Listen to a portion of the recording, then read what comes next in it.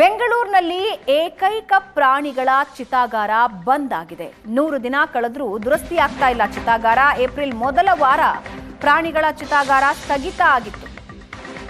ಮಳೆಗೆ ಶಿಥಿಲಗೊಂಡಿತ್ತು ಚಿತಾಗಾರ. ಅದರ ಚಿಮಣಿ ಬಿದ್ದಿತ್ತು. ಪ್ರಾಣಿಗಳನ್ನ ಗೌರವಯುತವಾಗಿ ಅಂತ್ಯಸಂಸ್ಕಾರಕ್ಕಾಗಿ ಇದ್ದ ಚಿತಾಗಾರ ಇದು. ಈಗ ಅದಕ್ಕೆ ತೊಂದರೆ ಆಗ್ತಾ ಇದೆ. ಕಳಪೆ ಗುಣಮಟ್ಟದ ಚಿಮಣಿ ನಿರ್ಮಿಸಿದ್ದ ಆರೋಪ ಕೇಳಿಬಂದಿದ್ದು 2,35,00,000 ರೂಪಾಯಿ ವೆಚ್ಚದಲ್ಲಿ ಈ ಚಿತಾಗಾರ ನಿರ್ಮಾಣ ಆಗಿರುತ್ತೆ. ಈಗ ಚಿತಾಗಾರ ಬಂದ್ ಆಗಿದೆ. ಚಿಂತೆಯಲ್ಲಿ ಪ್ರಾಣಿ ಪ್ರಿಯರಿದ್ದಾರೆ. ಡಿಸೆಂಬರ್ನಲ್ಲೇ ಹಾಳಾದ್ರೂ ಇಲ್ಲಿವರೆಗೆ ಇದು ಸರಿ ಹೋಗಿಲ್ಲ.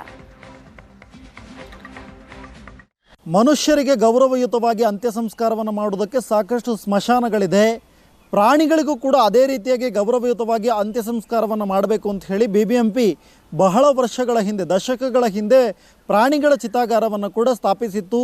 ಆದರೆ ಬೆಂಗಳೂರಿನಲ್ಲಿದ್ದಂತಹ ಏಕೈಕ ಪ್ರಾಣಿಗಳ ಚಿತಾಗಾರ ಬಂದಾಗಿ ಇವತ್ತಿಗೆ 100 ದಿನ ಕಳೆದಿದೆ. ಆದರೆ ಇನ್ನೂ ಕೂಡ ಅದು ದುರಸ್ತಿಯಾಗಿಲ್ಲ. ಗಮನಿಸ್ತಾ ಇದ್ದೀರಾ, ಸುಮ್ಮನಹಳ್ಳಿಯಲ್ಲಿ ಬಳಿಯಲ್ಲಿರುವಂತಹ ಪ್ರಾಣಿಗಳ ಚಿತಾಗಾರವನ್ನು ತೋರಿಸ್ತಾ ಇದ್ದೀನಿ. ಬೃಹತ್ ಬೆಂಗಳೂರು ಮಹಾನಗರ ಪಾಲಿಕೆಯಿಂದ ನಡೆಸಲ್ಪಡುವಂಥ ಪ್ರಾಣಿಗಳ ವಿದ್ಯುತ್ ಚಿತಾಗಾರ.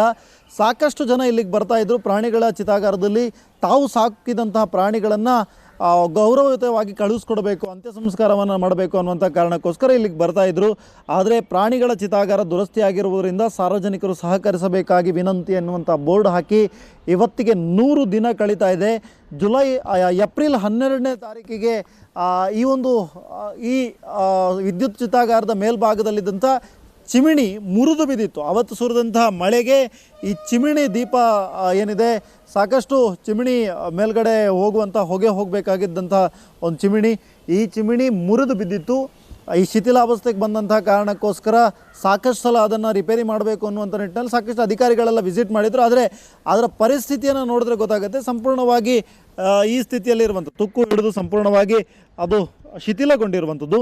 ಇದು ಮುರಿದು ಬೀಳುತ್ತೆ. ಮುರಿದು ಬಿದ್ದಂಥ ನಂತರದಲ್ಲಿ ಇಲ್ಲಿ ಒಳಭಾಗದಲ್ಲೂ ಕೂಡ ಸಾಕಷ್ಟು ತೊಂದರೆಗಳಿದೆ. ಹಾಗಾಗಿ ಅಲ್ಲಿಂದ ಅವತ್ತಿಂದ ವಿದ್ಯುತ್ ಚಿತಾಗಾರದಲ್ಲಿ ಸರಿಯಾದಂಥ ರೀತಿಯಲ್ಲಿ ವರ್ಕ್ ಆಗೋದಿಲ್ಲ. ನಾನು ನಿಮಗೆ ಇನ್ನು ಈ ಚಿತಾಗಾರದ ಒಳಗಿನ ಪರಿಸ್ಥಿತಿಯನ್ನು ಕೂಡ ನಿಮಗೆ ತೋರಿಸ್ತಾ ಹೋಗ್ತೀನಿ. ನಾನು ಒಳಗಡೆ ನೋಡ್ತಾ ಹೋದರೆ ಈಗಾಗಲೇ ಮುರಿದು ಬಿದ್ದಿರುವಂಥ ಚಿಮಿಣಿ ಇದು ಒಂದಾದರೆ, ಒಳಗಡೆ ನಿಮಗೆ ಸಾಕಷ್ಟು ಅದರ ಮೇಲ್ಭಾಗದಲ್ಲೂ ಕೂಡ ಇವತ್ತೀಗ ಇದನ್ನು ಸರಿ ಮಾಡಬೇಕು ಅಂತೇಳಿ ಒಂದು ಟೆಂಡರ್ ಎಲ್ಲ ಆಹ್ವಾನಿಸ್ತಾ ಇದ್ದಾರೆ. ಆದರೆ ಒಳಗಡೆ ನೋಡ್ತಾ ಇದ್ದಾರೆ ನೀವು, ಮೇಲ್ಛಾವಣಿಯಲ್ಲಿ ನೋಡ್ತಾ ಹೋದರೆ ವಿದ್ಯುತ್ ಚಿತಾಗಾರದ ಸ್ಥಿತಿ ಯಾವ ರೀತಿಯಾಗಿದೆ ಅಂತ ಹೇಳಿದ್ರೆ, ಮಳೆ ಬಂದರೆ ನೀರು ಸೋರುತ್ತೆ.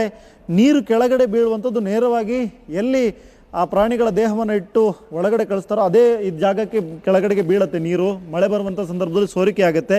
ಈ ಸೋರಿಕೆ ಆದಂಥ ಸಂದರ್ಭದಲ್ಲಿ ಸಾಕಷ್ಟು ಶಾರ್ಟ್ ಸರ್ಕ್ಯೂಟ್ಗಳು ಕೂಡ ಆಗುತ್ತೆ. ಸಾಕಷ್ಟು ನೀರು ಆ ಜಾಗಕ್ಕೆ ಬೀಳೋದ್ರಿಂದಾಗಿ ವಿದ್ಯುತ್ ಸರಿಯಾಗಿಂಥ ರೀತಿಯಲ್ಲಿ ಪ್ರವಹಿಸೋದಿಲ್ಲ. ಜೊತೆಗೆ ಸಾಕಷ್ಟು